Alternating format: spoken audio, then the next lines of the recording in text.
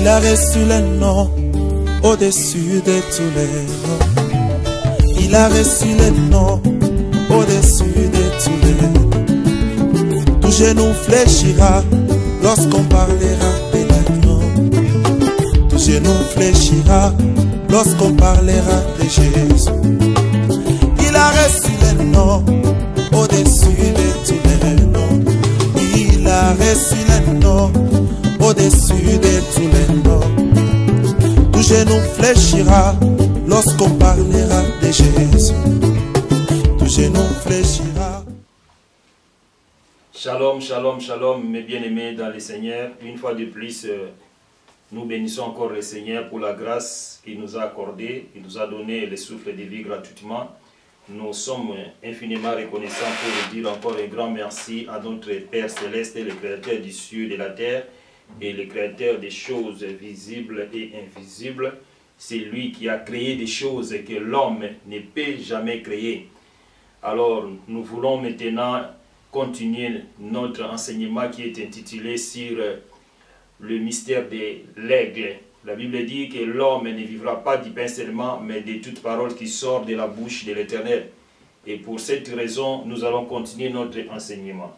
Et avant de commencer notre message, nous allons d'abord fermer nos yeux, nous allons prier pour recommander ces bons moments entre la main de notre Dieu, qu'il soit avec nous au début en qualité d'alpha, au milieu en qualité d'Emmanuel, Dieu parmi les hommes, et à la fin en qualité d'oméga. Inclinons nos têtes et prions. Tendre Père, Père Céleste, Dieu Tout-Puissant, l'homme de Galilée, le Créateur du ciel et de la terre, le Créateur des choses visibles et invisibles, nous voulons te dire un grand merci pour cette grâce que tu nous as accordée et pour le souffle de vie que tu nous as donné gratuitement, Seigneur. C'est pour cela que, Seigneur, nous te disons un grand merci en signe de reconnaissance. Nous te recommandons ces moments entre tes belles saintes mains. Nous voulons que, Seigneur, tu nous assistes du début jusqu'à la fin de cet enseignement.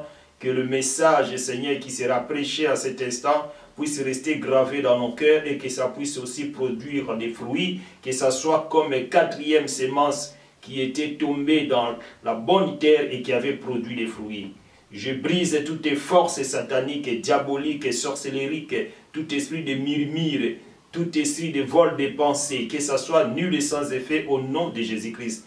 Bénis mon frère, bénis ma sœur qui va écouter ces messages et qui va partager, et celui qui va s'abonner, qu'il soit béni au nom de Jésus-Christ. Gloire te soit rendue dans le nom tout-puissant de notre Seigneur et Sauveur Jésus-Christ. Nous avons ainsi prié. Amen. Bien-aimés, je vous salue tous au nom de notre Seigneur et Sauveur Jésus-Christ, l'homme de Galilée.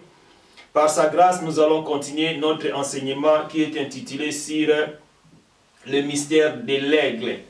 Et aujourd'hui, je vais développer quelques points par la grâce de Dieu. Et le sous-thème d'aujourd'hui que nous allons développer, peut-être nous allons développer deux sous-thèmes si Dieu va nous faire grâce et vu le temps aussi. Et mes premiers sous-thèmes que nous allons développer, ça sera l'accouplement, l'accouplement, l'accouplement. Et l'aigle femelle, il n'accepte jamais n'importe quel aigle mâle. Selon l'aigle femelle, avant d'accepter l'aigle mâle, qu'est-ce qu'elle fait? L'aigle femelle, avant d'accoupler avec l'aigle mâle, elle va d'abord les tester au moins pendant 4 heures du temps. C'est-à-dire, l'aigle femelle, quand l'aigle mâle va s'approcher d'elle, et quand l'aigle mâle va vouloir s'accoupler avec l'aigle femelle, et l'aigle femelle ne pourra jamais accepter seulement comme ça. Qu'est-ce qu'elle va faire? Elle va d'abord tester l'aigle mâle pour savoir si réellement il est vraiment l'aigle mâle, il est vraiment mâle ou pas. Qu'est-ce que l'aigle femelle va faire? L'aigle femelle va prendre un petit morceau de bâton, une tige comme ça de bâton, et elle va appeler l'aigle mâle. l'aigle femelle va mettre le petit bâton dans son bec. Elle va mettre comme ça dans son bec et elle va monter en haut ensemble avec l'aigle mâle. Et quand l'aigle femelle va arriver vraiment en haut, elle va lâcher le petit bâton ou le petit tige qui sera dans son bec. Et quand elle va lâcher le petit tige, le tige ou le petit bâton va commencer à tomber par terre. Et l'aigle mâle sera obligé de faire l'effort de récupérer le petit bâton sans que ça tombe par terre. Et quand l'aigle mâle va récupérer le petit bâton qui a été jeté par l'aigle femelle, et l'aigle mâle, il va encore donner à l'aigle femelle. Et l'aigle femelle va encore prendre ce petit bâton, elle va monter encore avec ça en haut, plus haut, toujours ensemble avec l'aigle mâle, et elle va lâcher le petit tige ou le petit bâton. Et quand elle va lâcher le petit tige, qu'est-ce qui va arriver? Ce petit tige va commencer à tomber par terre. Et l'aigle mâle sera encore obligé de faire l'effort de récupérer le petit tige et de donner encore à l'aigle femelle. Et l'aigle femelle va tester l'aigle mâle au moins pendant une période de 4 heures.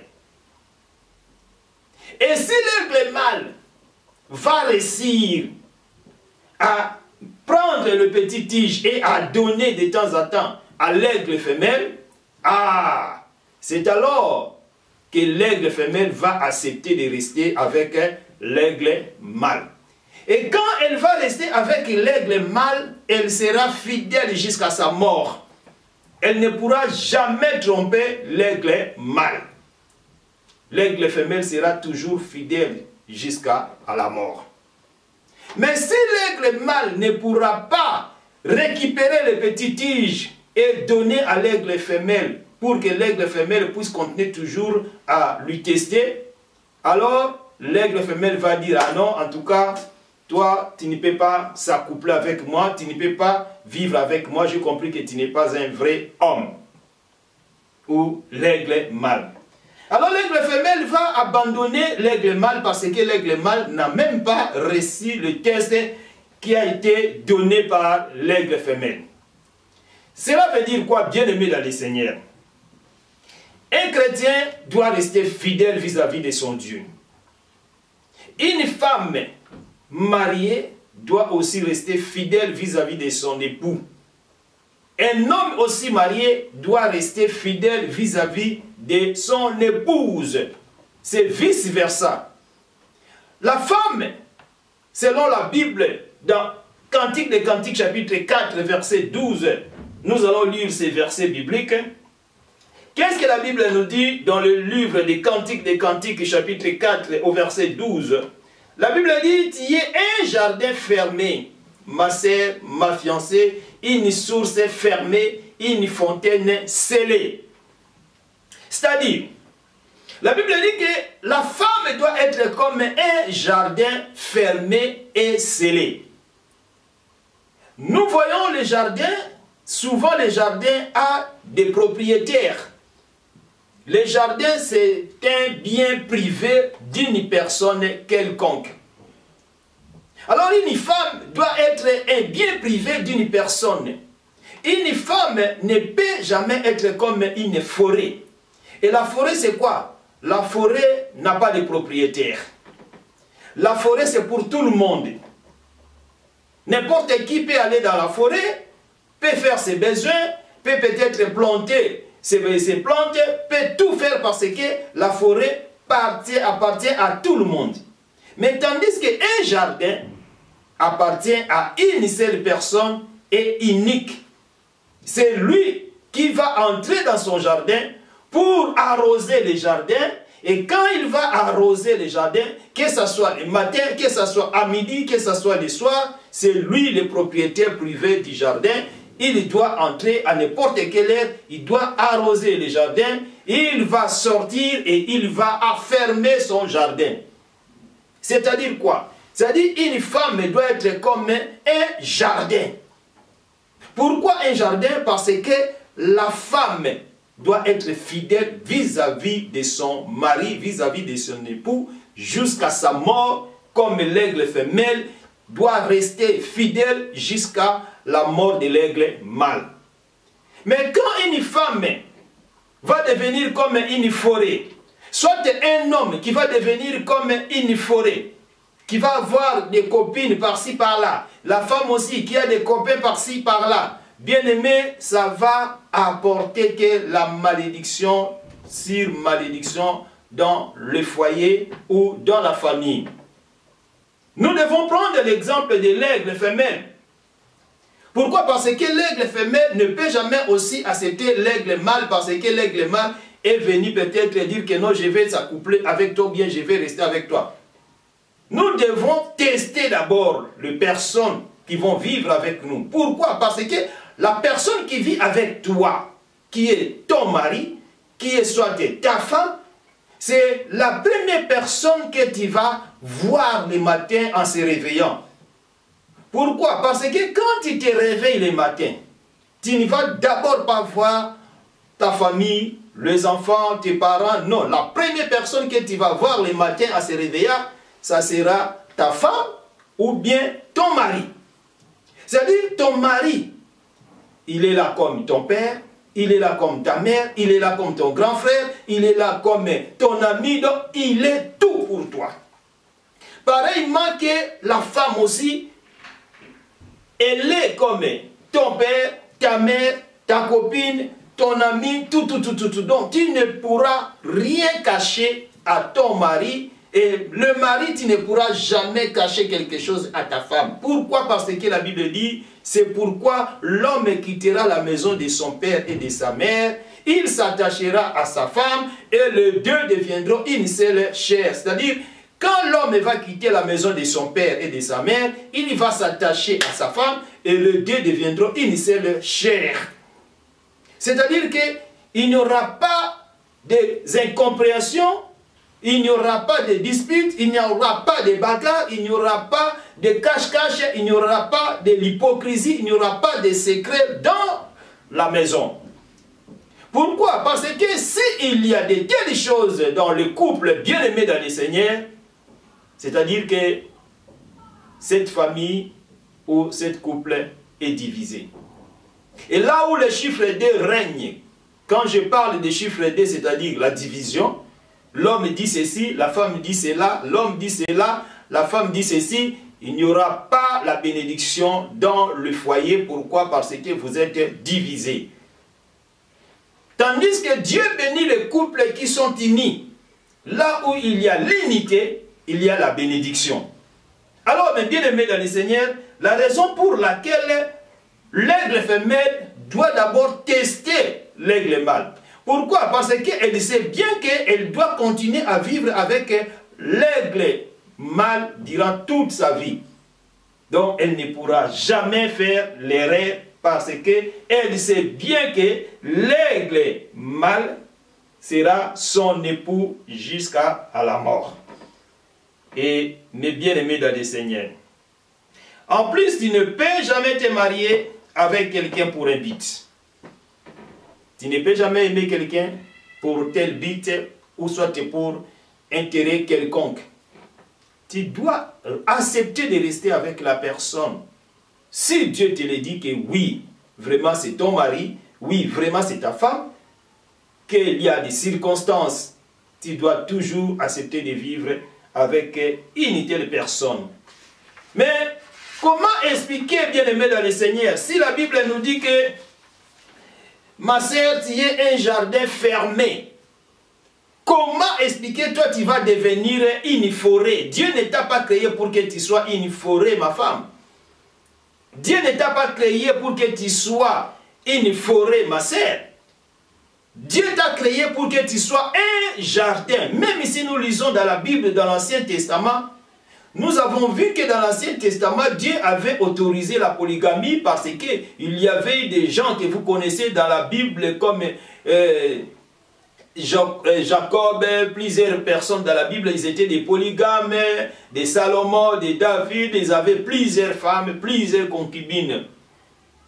Mais on n'a jamais vu quelque part dans la Bible qu'une femme qui était la femme de Samson, qui était la femme de David, qui était la femme, ou soit de peu importe quelqu'un dans la Bible, qui avait encore une autre personne à côté. Non.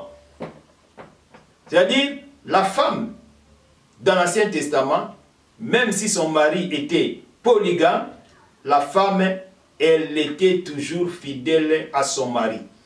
Elle ne pouvait jamais dire que non, comme mon mari a 2 femmes, a 3 femmes, moi aussi je vais chercher à avoir peut-être des amis à côté, ou soit avoir peut-être des copains à côté. Non. Alors la Bible dit que l'homme a créé, Dieu a créé l'homme et la femme, et quand les deux vont se réunir, ils vont devenir une seule personne. C'est-à-dire, une seule personne, tu ne peux pas te mentir toi-même. Tu ne peux pas taillir toi-même, parce que tu t'aimes. C'est ça. Donc la femme doit être fidèle, bien-aimée dans le Seigneur. Aujourd'hui, dans beaucoup de couples, il n'y a pas la bénédiction. Pourquoi? Parce que l'homme trompe sa femme et la femme aussi trompe son mari. Et la raison pour laquelle il n'y a pas la bénédiction, parce que c'est le péché qui règne dans le foyer, c'est le péché qui règne dans le couple. Étant donné que c'est le péché qui règne dans la maison, Dieu ne pourra jamais bénir cette maison. Pourquoi? Parce que le péché règne. Alors ma sœur, tu dois comprendre quelque chose, que tu es un jardin fermé.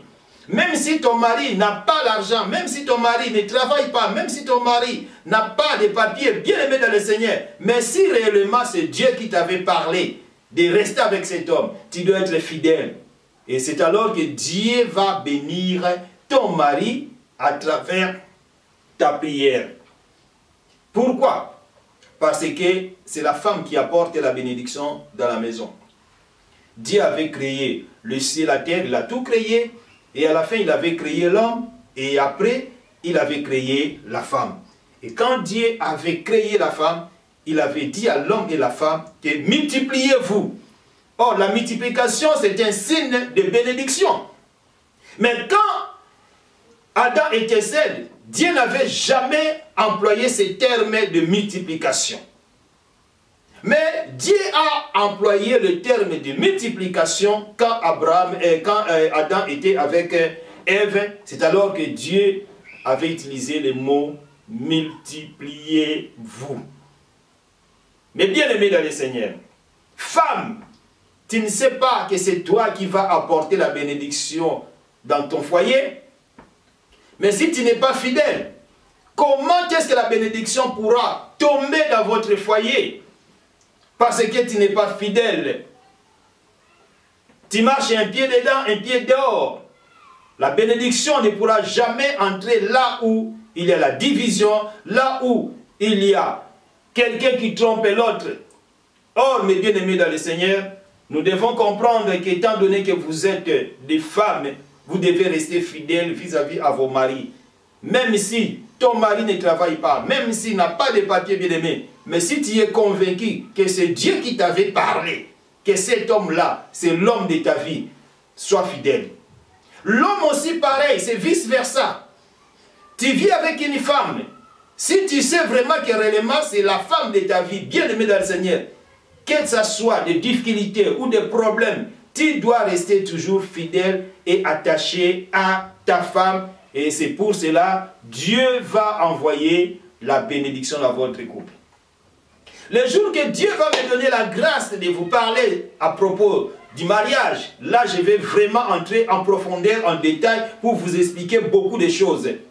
Mais étant donné que mon message n'est pas intitulé sur le mariage, je parle sur les mystères de l'aigle, la raison pour laquelle j'ai essayé seulement de vous expliquer sur l'aigle, l'accouplement de l'aigle. C'est-à-dire, l'aigle femelle, elle reste fidèle jusqu'à sa mort. Et l'aigle mâle aussi reste fidèle. Et bien aimé, tu ne pourras jamais accepter quelqu'un dans ta vie parce qu'il a beaucoup d'argent, non, parce que cet homme, il est véhiculé, parce que cet homme, il est ceci, il est cela. Non. Puisque les jours où toutes ces choses-là vont disparaître, tu ne pourras plus aimer cette personne. Mais tu dois aimer la personne de la façon qu'il est. Et c'est alors que la bénédiction va tomber sur vous. Ça, c'était le premier thème, sous-thème que nous avons parlé pour ce soir, ou cet après-midi, ou ce matin, selon l'heure à laquelle où vous êtes en train de suivre ces messages. Deuxième sous-thème. Comment l'aigle vole? L'aigle, il vole comment? L'aigle, il est le seul oiseau qui vole seul. L'aigle ne vole jamais en groupe. L'aigle, c'est un oiseau qui vole seul. Et c'est comme l'image des chrétiens, aigle, il y a des moments où il peut vivre seul.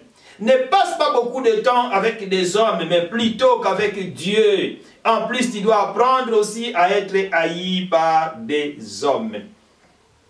C'est-à-dire, l'aigle, il a souvent l'habitude de voler seul.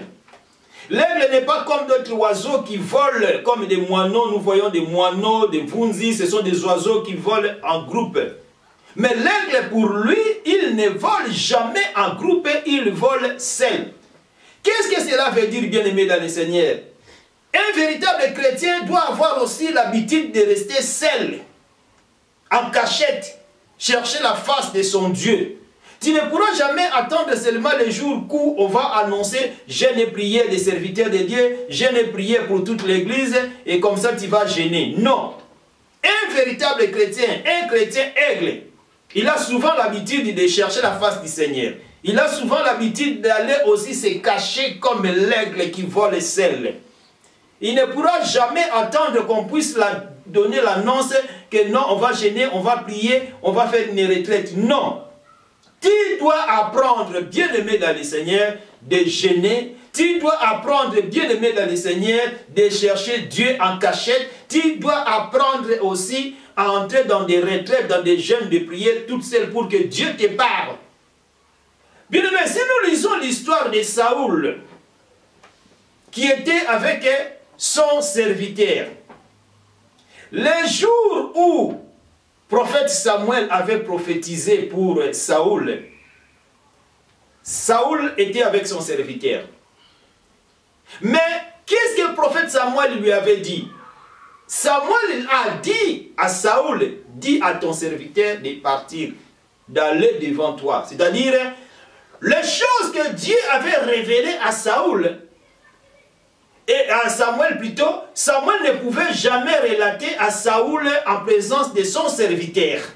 La raison pour laquelle Samuel avait dit à Saoul de dire à son serviteur d'aller un peu avant, de s'éloigner un peu, de les laisser à deux comme ça, ils auront quand même le temps de discuter. Et quand le serviteur de Saoul s'est déplacé, il a laissé Saoul avec l'homme de Dieu, le prophète Samuel. C'est alors que Samuel avait commencé à prophétiser sur Saoul en disant que Dieu t'a choisi pour que tu règnes en Israël. C'est-à-dire qu'il y a des moments, bien aimés dans le Seigneur, que nous devons rester seuls, en cachette, en train de chercher Dieu dans des prières, dans des jeûnes. Parce que si nous avons l'habitude de rester toujours ensemble, en famille, bien aimé, Dieu ne pourra jamais nous parler. Oui, peut-être Dieu peut aussi nous parler, mais il y a des moments, il faut rester seul. Prenons même l'exemple de Jésus-Christ, qui avait l'habitude souvent de laisser ses disciples et d'aller seul dans la montagne à côté, commencer à prier, commencer à prier. C'est un exemple à suivre. Tu as tant de problèmes, mais au lieu de chercher la face du Seigneur, dans des jeûnes, dans des prières, toi tu attends seulement qu'à l'église on donne l'annonce que non, on a jeûné prière de 1000 jours, on a jeûné prière de 100 jours, on a jeûné prière de 80 jours, et après tu vas commencer à jeûner ou à prier. Ce n'est pas normal. Ce n'est pas du tout normal, bien-aimé dans le Seigneur. Et d'ailleurs, la Bible nous recommande que quand nous jeûnons ou nous prions, nous devons le faire en cachette, que personne ne sache que nous sommes en jeûne ou en prière. Pourquoi? Parce que notre Père qui est dans les lieux cachés, il va nous rendre ce que nous lui avons demandé. Mais quand ils donnent des annonces de publicité que nous avons jeûné prière de 20 jours, de 40 jours, le monde vont savoir que vous êtes dans l'état de jeûne et prière. Ils vont vous acclamer, mais Dieu ne va pas exaucer vos prières. Pourquoi? Parce que cette jeûne et prière a été connue par tout le monde. Même le diable aussi sait que vous êtes dans l'état de jeûne et prière. Or, le jeûne doit être quelque chose de cachette que personne ne peut savoir. Écoute bien aimé dans le Seigneur. Nous devons prendre l'habitude de l'aigle, qui a souvent l'habitude aussi de voler seul. Je me rappelle une fois en Afrique, j'avais connu une histoire de 4 militaires. On les avait arrêtés et ces gens étaient condamnés à mort. Et on m'avait même appris que parmi ces 4, un était déjà mort dans la prison centrale de Makala à Kinshasa. Et comment était l'histoire? Il y avait un militaire qui était militaire et il était de garde à Kankokolo. Ceux qui sont du Congo Kinshasa, ils connaissent bien Kankokolo.